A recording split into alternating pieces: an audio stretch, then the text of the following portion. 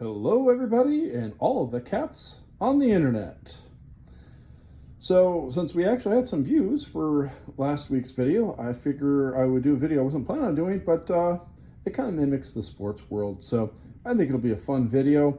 This is the special unveiling of the seeds for the 2024-2025 Elimination Bracket Board Game Tournament. So these 16 games represent the top 16 games from last year's tournament.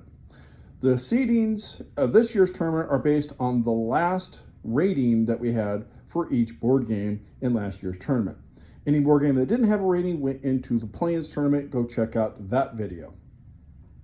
The top 64 teams from last year are in the main tournament for this year, which we've already gotten underway. So what are those 64 teams? I forgot to check where the exact cutoff was, what the bubble teams were. It took a 14 out of 20 to make it to this year's tournament. Only 3 of the 14s made it. There was a whole lot of 14s that didn't make it. So the teams that were in the play-ins last year that scored a 14 were in the play-ins this year. The tiebreaker was the seeding from last year. So the best 3 seeded teams that got, or games that got 14 were our 16 seeds in this year's tournament.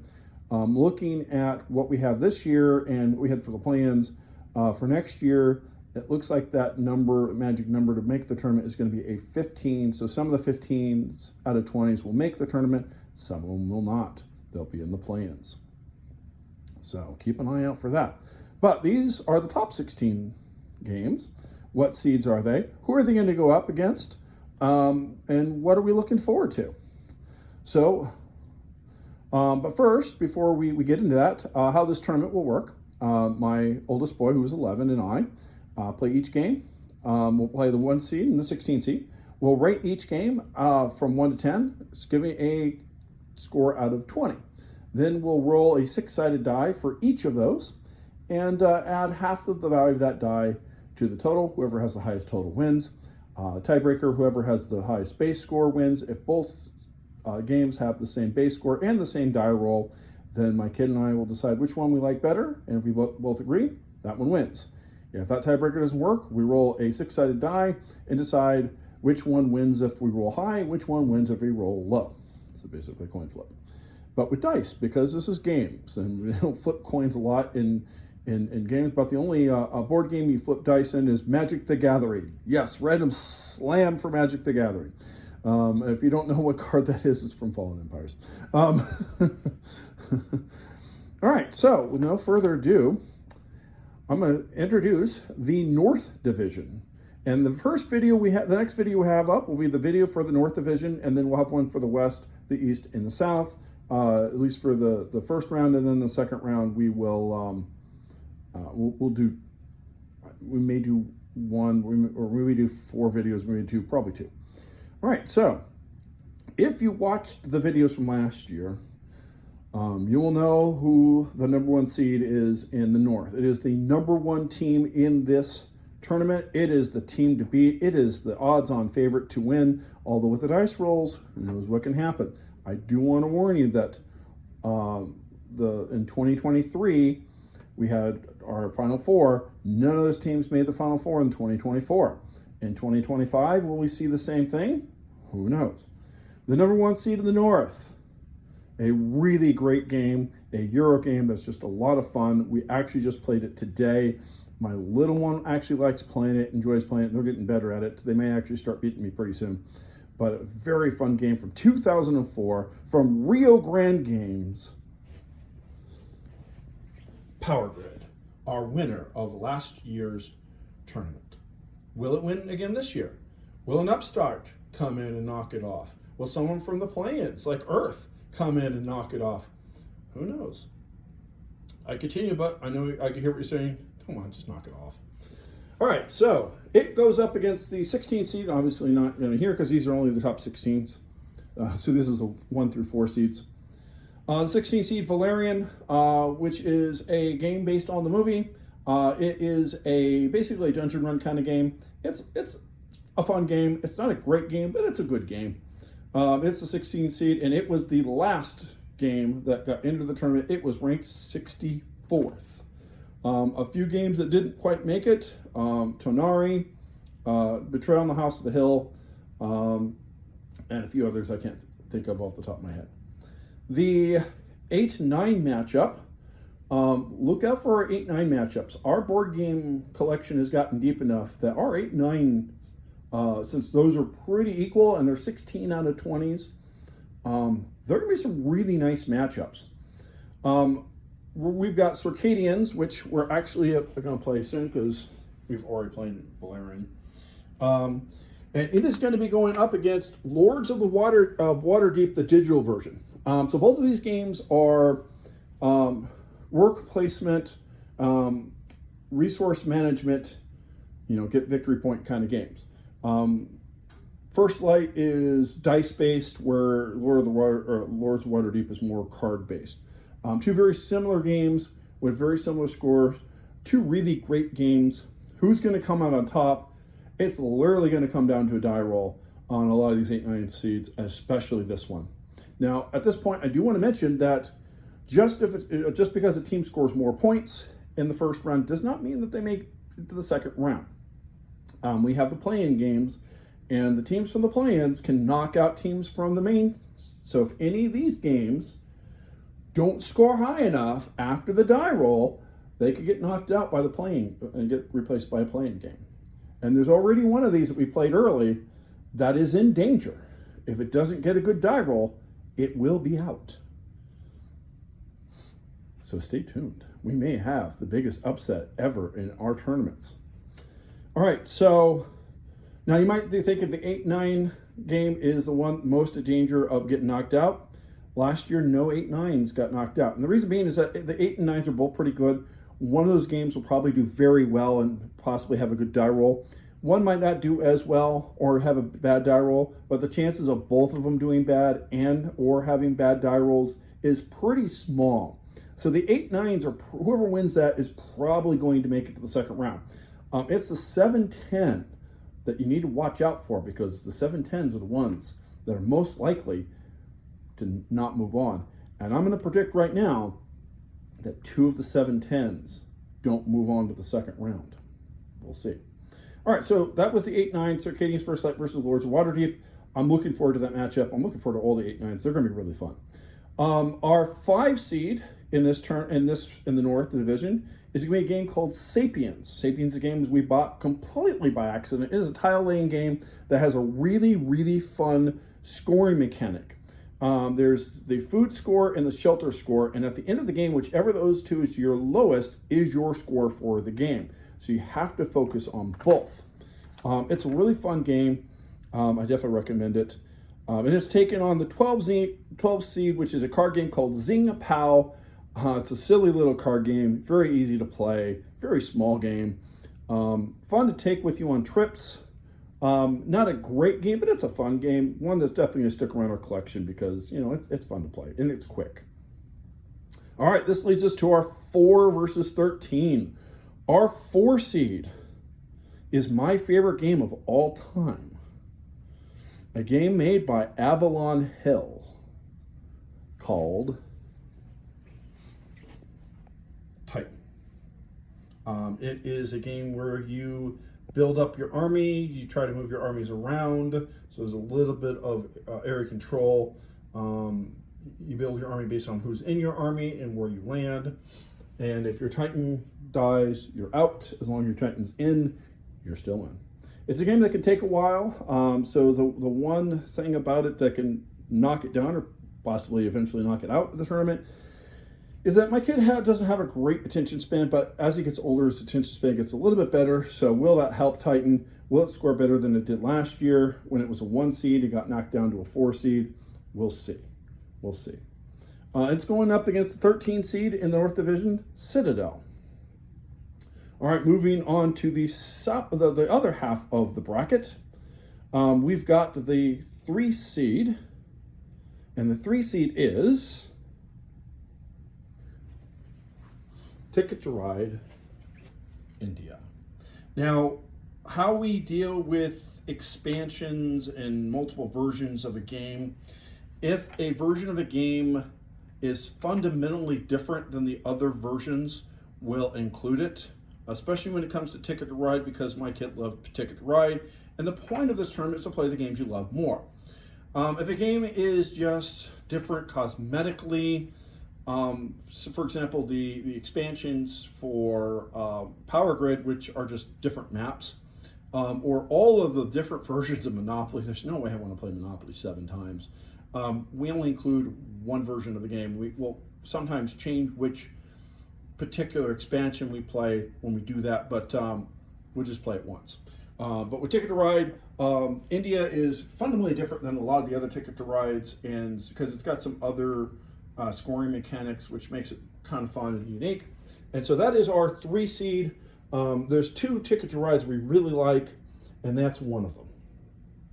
It will be going up against a 14 seed, which is a game that the more we play it, the less we like it, because it takes a lot of setup and doesn't really add much to the game that it's the base game that it's going with.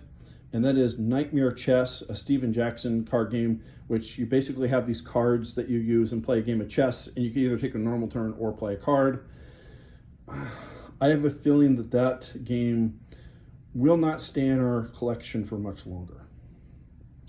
The 6-11 matchup. This one is a pair of deck builder games. At this point, I do want to note that we do have a bias. Some of these games later, you'd be like, how is that a 1 seed? Now, Power Grid, you're probably like, yeah, I could see that as a 1 seed. Okay, Titan and old Avalon Hill game, sure. Ticket to Ride's pretty popular. We're going to have some 1 seeds. You're probably like, what the heck? I mean, you're probably looking at some of these games and going, but that game is a 6 out of 10 on Board Game Geek. Why do you have it rated so high? We really like building games, that is like deck building, engine building kind of games. My kid doesn't like area control games so much, so those kind of games you don't see here, unless they have some other aspect to them as well. They tend to go more towards the average score instead of jumping up the list. And so we have a pair of deck builders. You see that there's quite a few deck builders here. We have a lot of deck builders. Lord of the Rings, the Cryptozoic version, which is our least favorite of our 4 Cryptozoic games. You can see 3 of them right there. I mean, if you look at the number of deck builders here, there's 5 deck builders here. So that's 2. There's 2 more, and it's going up against 11 seed Dominion. More of a, oh God, is it really a classic game at this point? Very good, a decent game though. This year we actually have an expansion to play with it, so we'll see what that does to it. Is that going to bump up Dominion? Will we get bored with Lord of the Rings? We'll find out. The 7-10. This particular 7-10 I think is going to be pretty safe. This is a pretty solid one. I think this is going to be a good matchup. Legend Adrift, which is a dungeon run kind of game, a dungeon dweller kind of game, and we're actually getting towards the end of, we played enough times, we're getting kind of to the end of the scenarios, and so I think we've got a really fun one coming up. We'll see if that helps it continue on against a game that you probably have not heard of, but it's a really fun game. We got it at clearance from Target a long time ago. We actually bought a couple copies. We liked it so much. The Wizard Always Wins, which is a game where you're picking roles, kind of like San Juan, and you're trying to build your levels, and you're trying to get your jewels into the bag that you can draw from later. And if you pick the wizard role, you've got a chance to draw one of your gems, and if you do, you win. If not, you get nothing for that turn. So it is a risk-reward kind of game. It's a lot of fun. This brings us to our final battle of the North Division. Our 2 seed versus 15 seed. The 2 seed is Agricola. Agricola, who was in the Final 4 last year and lost to Penny Arcade, who was our runner-up last year. Very good game. A lot of you probably know about it. And it's going up against an old Ravenburger game called Labyrinth, which is kind of a fun little game. Now, in the North Division, some of the matchups I'm looking forward to. I'm really looking forward to the 1 versus 4 matchup if we get there in the Sweet 16. That is to say, Power Grid versus Titan. I didn't put them next to each other on purpose, but that just happened to be that way. They actually faced off. Oh, no, they didn't face off. That's my favorite game versus my second favorite game. So I'm really looking forward to that matchup. I hope we get that matchup. That should be a hell of a matchup. Also looking forward to to a possibility, if Titan can knock off Power Grid, that we can have a possibility of Agricola facing off against Titan. Oh, sorry. Power Grid would face Titan in the Sweet 16, in the Elite 8 for a chance to the Final Four. Now, the reason why this is a great matchup is because 2 years ago, Titan knocked off Agricola to get to the Final Four. So, Final Four team last year, for 2 years ago, Final Four team Final Four team 2 years ago that knocked off Agricola, Final Four from last year, and we'll see how that matchup. Of course, I'm really looking forward to the 8-9. It's going to be true of every single part of this every part of this. The 8-9s are just going to be amazing, amazing. All right, moving on to the West. The winner of the North will play the winner of the West. Leave in the comments who you hope will make the Final Four out of the North, or maybe some teams you hope get destroyed or upset in the first round, or maybe they win, but they don't win by enough and they get knocked out by some team in the play-ins, which, by the way, the number is going to be 18.5. If any team scores an 18.5, they move on to the second round, because we only have 2 teams in the play-ins outscored 18.5. I guarantee you there'll be at least 2 that scored 18 or lower, at least especially with the die roll. And tiebreaker goes to the team that's already in the tournament. If a team scores under 18.5, it scores an 18 or lower. It was almost guaranteed to not make the tournament, because there are 7 teams in the play-ins that scored at 18.5 or higher. So that is the magic number. Last year was a 16 that make it to the second round. But that was without a die roll. This year, with a die roll, 18.5. So it gets better every single year. All right, so in the West, the 1 seed, which came out of the play-ins last year along with Power Grid, Naruto, who by Cryptozoic, a really fun deck building game. This is my favorite deck building game, to be honest. Very good game, very solid game. Very collectible too, apparently. I'm not really into the TV show, but it just has some good mechanics that I just kind of like. And it will be going up against the 16 seed, the only 16 seed that didn't score 14, and scored a 14.5 last year. Star Trek, I don't know, this actually wasn't 14. Star Trek: The Next Generation deck building game. So yeah, we've got a lot of deck building games. I think we've got 8 or 9 deck building games or something like that. The 8-9, another really solid matchup. Bella Magica, which is kind of a fun resource management game, versus a game that was much higher rated last year but took a fall, in part because the game takes a little bit of time, quite a bit of time to play. It's an older game. It's another Avalon Hill game. Axes and Allies, the 9 seed. So that should be a very exciting matchup. All right, then we've got our 5-12 matchup, which is going to be Carcione versus the other Star Trek deck builder game, which is the original Star Trek deck builder game. And it's a 12 seed because it is a much better game than the Next Generation. I think they made the Next Generation first. They fixed some flaws with it, with the original.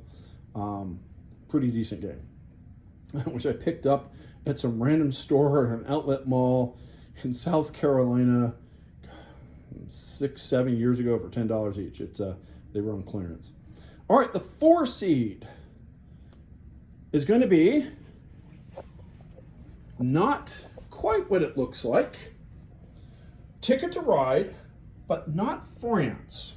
We don't like the France version of this game. So when there's two in a box like this is, we pick the one that we like better. We don't like France. We don't like Switzerland. We like the Old West. So this is going to be Ticket to Ride, the Old West. It's an interesting game because normal Ticket to Ride you can play anywhere. This one you have to attach it to your current route. It makes the game a lot harder. And there's an optional thing for the alien that starts off in Roswell and just kind of makes for an interesting strategy game. So we like that one quite a bit. I think my oldest boy likes that one more than India. So that one gets rated usually pretty high. And it is going up against the 13 seed, an old game called Spellmaker. All right, our 3 seed, which is also my 3rd favorite game. Very good game. A lot of people like this game. Recently reprinted to be prettier. But still a really good Ravensburger game. Castles of Burgundy. And it will be taking on the 14 seed from Wizards of the Coast, Magic the Gathering Planeswalkers. And we've got the expansion that we can play with it this year. All right. Coming in at the 6th seed, another game you probably have never heard of. It's a fun little game called Planet Defenders. You move these robots around, you get some resources. When you move them around, you use the resources to try to buy robots and try to score points. Very fun game. And it's versus the 11th seed, Kingdom Builder. All right, our 7th seed, a fun little game that involving trains called First Class, and it will be taking on the 10 seed. And this is a really interesting matchup because Elder Signs last year was a 3 seed, but it didn't score well and it got knocked out. It was the best game, the highest rated game, or the highest seeded game that got knocked out last year, the 3 seed. Can it make a comeback? Can it even win the 7-10 matchup against First Class? And this is Elder Signs, is the 10 seed. So that should be very interesting. I think whoever wins that one will probably stay in the tournament this year, unlike last year, Elder Signs didn't. So we'll see. All right, this leads us to finally our 2 versus 15. The 2 seed is San Juan. San Juan is the 2 seed in the West, and it'll be taking on the 15 seed Scrabble. We'll probably play the Deluxe Scrabble, but since that's basically the same as regular Scrabble, with just a slightly different board, we only play the 1. Now, some things we're looking forward to here. I'm really looking forward to the Castles of Burgundy versus San Juan, if it can come up, the 2 versus 3 seeds. So this versus that. That should be a really, really close matchup. San Juan is a game that's kind of always been our 2 seed, but it's been knocked out in the Elite 8 both years. Can this finally make a run and make it to the Final 4? San Juan's one Achilles heel is that there's one card in this game that is so broken that if you play it early and the other person doesn't play it soon, you'll win, and that's called the Library. So we'll see. All right, and so that is the North and West, and the winner of those 2 will play each other in the Final 4 to move on to the championship. Who will it be? Who do you want to see? What matchups do you want to see? Let me know. All right, this moves us to the East Division. The East Division, where our 1 seed, which is our runner-up from last year, a very good game called Penny Arcade. At least I think it's a very good game. It's a fun deck builder game. Now, Penny Arcade does have the one slight problem that, depending on setup, you may get someone who sets up really well and someone who doesn't and just runs away with it from the very start. That does occasionally happen. And to win a tournament, you've got to be not just good, but good consistently. So can that make the deep run, or will it have a run of bad luck or a bad die? We shall find out. And it goes up against the 16 seed, which is a very old game, but one I really like. It is a space version of Monopoly. I think it's way better than Monopoly. Solar Quest. Solar Quest. Our 8 nights here is going to be a really good one. Wingspan is the 8 seed. I know a lot of people either really love Wingspan or really hate it. So you either think that it's rated way too low, should be a higher seed, or you think that it probably shouldn't even be in the tournament at all. But we have the digital version of Wingspan, not the physical copy, because the physical copy is way more expensive. And that's going to go up against a game that has been higher rated in the past, but has been quickly falling and may continue to do so turning. So will Tourney stick around? Will it get run over by Wingspan? We'll find out. All right, the 5 seed is Settlers of Catan versus an older game, the 12 seed High Bid. All right, moving on to the 4 seed, we have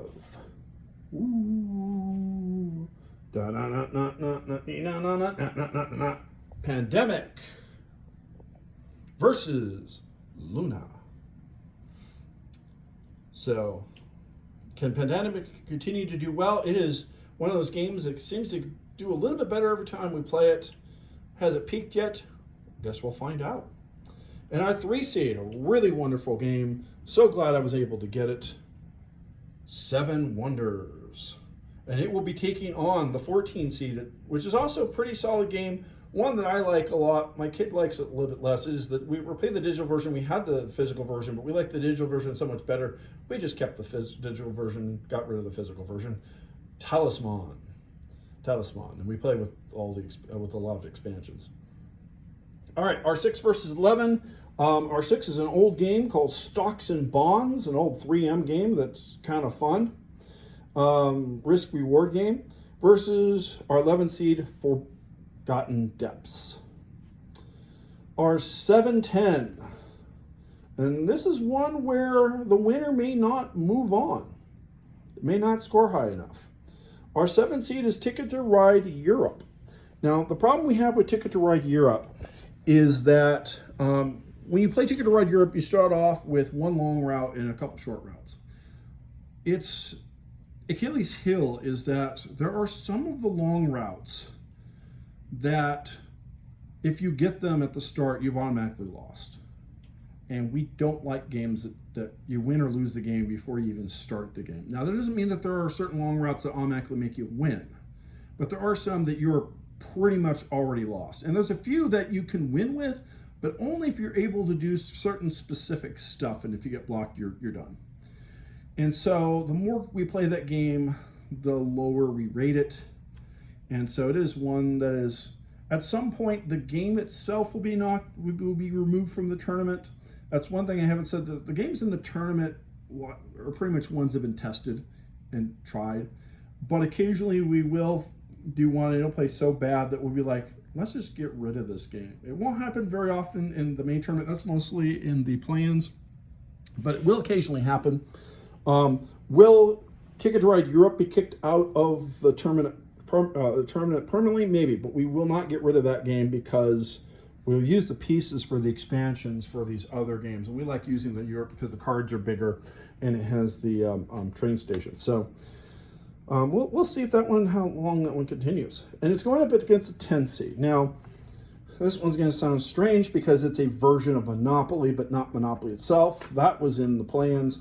Space Jam Monopoly. And the reason why we play Space Jam Monopoly and regular Monopoly is twofold. One, my kid loves basketball. Okay, so that's enough.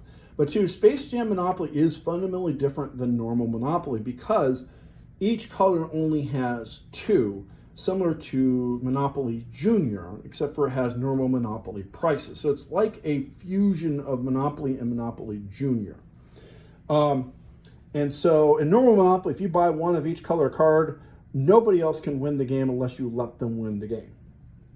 In Monopoly, in Space Jam Monopoly, there are cards that can force a trade. So that doesn't happen. It also speeds up the game because you can force a Monopoly and then end the game that way. So it's not a game where it's going to take 8 hours to play. It's a 30 to 45 minute game, usually max. And so it's much better. And so it does rank up there enough for us because my kid loves it so much. Will that decrease over time? Maybe. We'll find out. I'm going to go on a limb and say whoever wins this one probably will not make it to the make it to the second round. That'll be replaced by a play-in, but we'll see. All right, and then finally our 2-15 matchup, we have Store Realms, which won the tournament 2 years ago, and then the next year did not even make it to the Final Four. So, and it was the game that knocked out Penny Arcade. Oh, no, it was the game that knocked out Penny Arcade 2 years ago. So we could see a revenge game between Star Realms and Penny Arcade.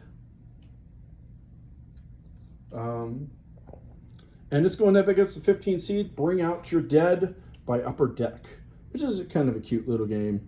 It's not a great game, but it's a cute one. Definitely worth a 15 seed. All right, so some things we're looking forward to in this particular setup. I'm looking forward to a possible matchup between Penny Arcade and Seven Wonders. If Seven Wonders can knock off Star Realms, which would be tough, but that would be a revenge game because Penny Arcade knocked out Seven Wonders last year in the Sweet 16. So that's 2 games in this bracket that are, the 2 seed and the 3 seed that Penny Arcade in the past has knocked out. So there's a chance for revenge there. I'm also looking forward to the 4-5 matchup in the second round. If they both get between Settlers Get 10 and Pandemic, because those are 2 solid games, that will be a really close matchup. I'm definitely looking forward to that. And of course, as always, the 8-9 seed. All right, moving on to our final division, the South Division. And our 1 seed in the South Division, which also came out of the play-ins last year. So 3 of the 1 seeds come out of the play-ins from last year. Jump Drive, a Rio Grande game that is an engine building game. So for those of you paying attention, 2 of the 1 seeds come from Rio Grande, and the other 2 1 seeds, Penny Arcade and Naruto, both come from Cryptozoic. So a little bit top heavy there. Does that mean that there's an upset brewing? We'll find out as we go along. And that is going to go up against the 16 seed, which is a game that started off great in the play-ins, and then random RNG knocked it down. This is a game that could end very badly if you roll dice very badly, and it is Gargoyles. Our 8-9, another very interesting matchup is Cthulhu Flux versus Ticket to Ride USA. The reason why Ticket to Ride USA has fallen down as much as it has is because it's a game where the map's kind of easy to manipulate and break. And it's like, well, if you do this, you win. You do that, you don't win. We'll see how that one goes. That should be an interesting 8-9 matchup. None of these 8-9s will probably take out the 1 seeds, but you never know. In the sports world, that does happen quite often. So we'll see. Your final 4 seed is an offshoot of Power Grid called the First Sparks. And it will be going up against Villainous, the 13 seed, the Disney game. Our 3 seed, which was the runner-up 2 years ago, is Hero Realms, another deck building game. So 2 years ago, it was Star Realms that took out Hero Realms. 2 from the same company, and then neither one made the Final Four the next year. So that's the way things go, and over time your taste evolves, especially when you have kids and the kids' tastes evolve. Games sometimes get better, sometimes they get worse. It depends on a lot of things.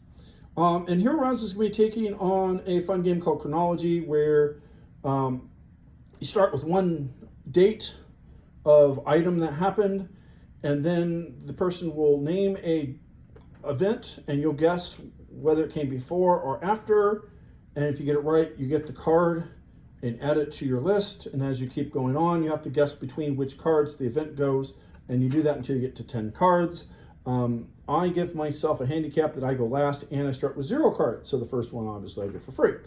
I still win, so I'm pretty good with my history. So it's a fun little game. It's not one of those games, not a great game. You're not going to play it every single day, but once per year, it's fun to pull out and just play. And the kind of great purpose of this tournament is to have those games, those lower seeds, those 10s, 11, 12, 13, 14, 15 seeds, that are games that are good to play once a year and you have your fun, and you put it back on the shelf until next year, and then you continue to play the games like these that you want to play them multiple times, because these are the games that are going to make it to the second round, the third round, the fourth round, etc. So this is the best of the best. All right, so that moves on to our 6 versus 11, which is EcoFlux versus Age of Empires 3. Our 7-10, which is another one where I'm going to just go on a limb and say the winner of this one will not make it to the main tournament. Number 7 seed chess, which I think over time my kid's getting less interested in, versus the 10 seed, which was also a 10 seed last year, amazingly enough, and it won its game last year, but didn't do well enough to stay in the tournament. It got knocked out. It could very well happen that way again. It is a Kickstarter game that is both an area of control and deck builder game, War of the Worlds. So it's kind of a fun game. Now it is a game that is, it's a 2-player only game, but it is very, very skewed towards the aliens. It's possible for the humans to win, but it's really hard. Me playing against my kid, if I'm playing the humans win just barely. If I'm playing the aliens, I just run them over. So we'll see how that runs next year. Maybe we get sick of it. Maybe it does well. Who knows? All right, our final matchup, our 2 seed versus 15. The 2 seed, our final Cryptozoic game, Rick and Morty versus Stratego. Yes, we actually have Stratego. Stratego is kind of a fun game if you like strategy games. Not a great game, but you know, it's a good 15 seed game. All right, so some matchups I'm looking for in this final division, the South Division. I'm interested to see how Ticket to Ride USA does in the 8 and 9, particularly 8 and 9, because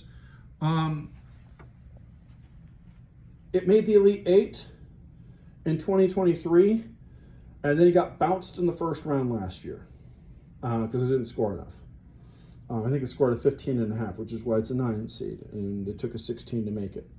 So can it bounce back, or is it going to get knocked down even further? The 3-6 matchup is very interesting.